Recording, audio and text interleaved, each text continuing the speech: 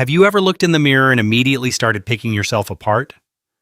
Maybe you notice your face, your stomach, your skin, your weight, your shape, or the way your clothes fit. Before your day even begins, you may already feel like you are not good enough. Many people think body image is only about appearance, but it is actually more about how we have been taught to see ourselves. Once we understand that, we can begin changing the way we feel in our own bodies. The mirror may seem honest because it shows our reflection, but the way we interpret that reflection is not always truthful. Two people can look at the same body and see completely different things. One person may see strength, while another may see flaws or something that needs to be fixed. This shows that body image is not just about what we look like. It is also about the story we tell ourselves about what we look like. Many struggles with low self-esteem begin with the stories attached to the body.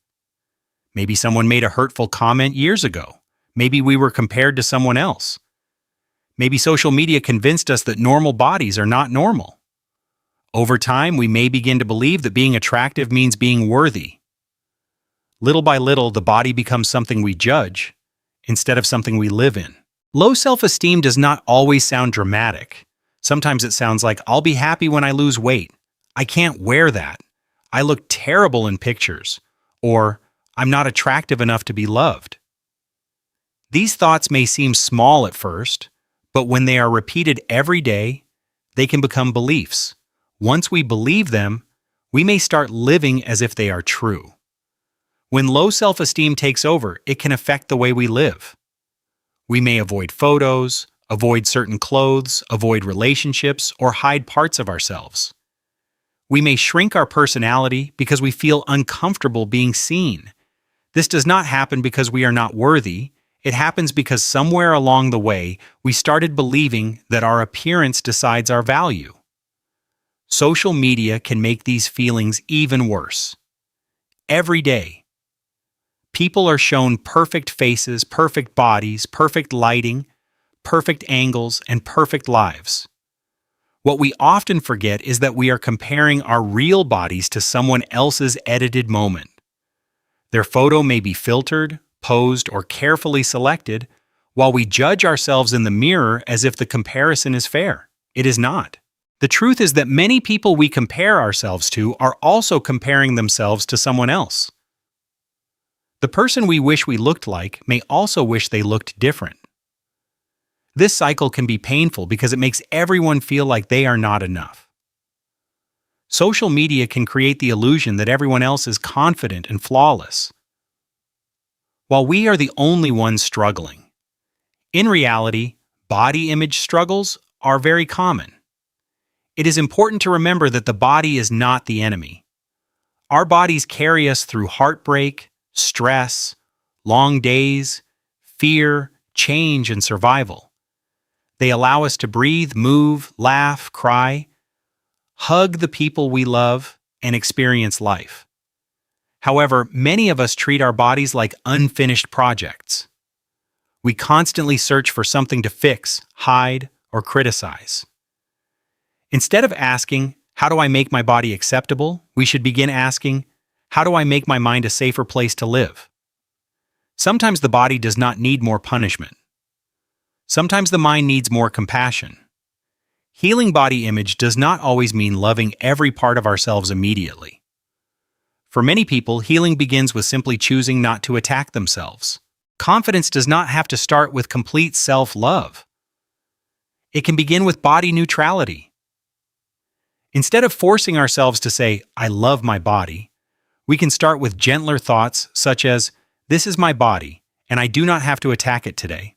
Or, my body deserves care even when I feel insecure. These statements may seem simple, but they can be powerful steps toward peace. Rebuilding self-esteem takes time and practice. One important step is paying attention to the way we speak to ourselves.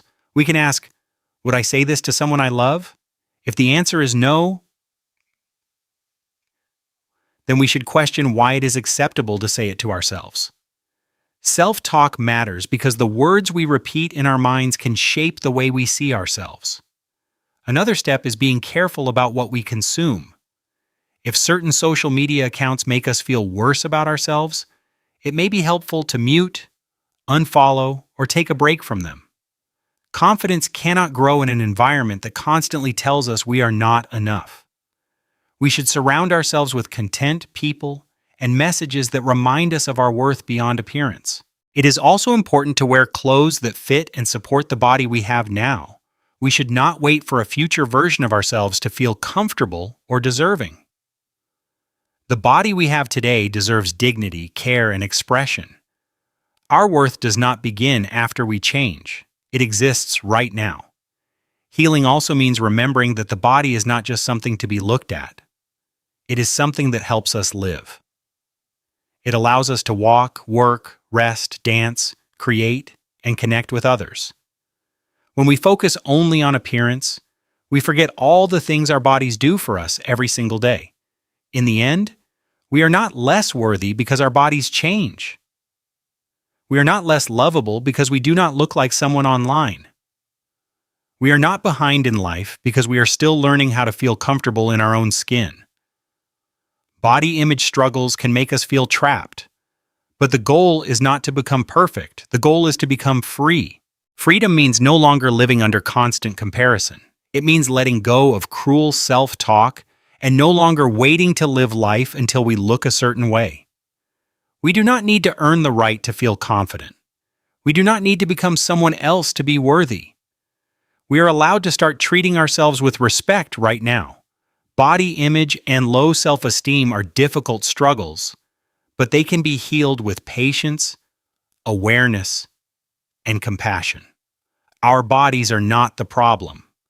The way we were taught to judge them may be the problem.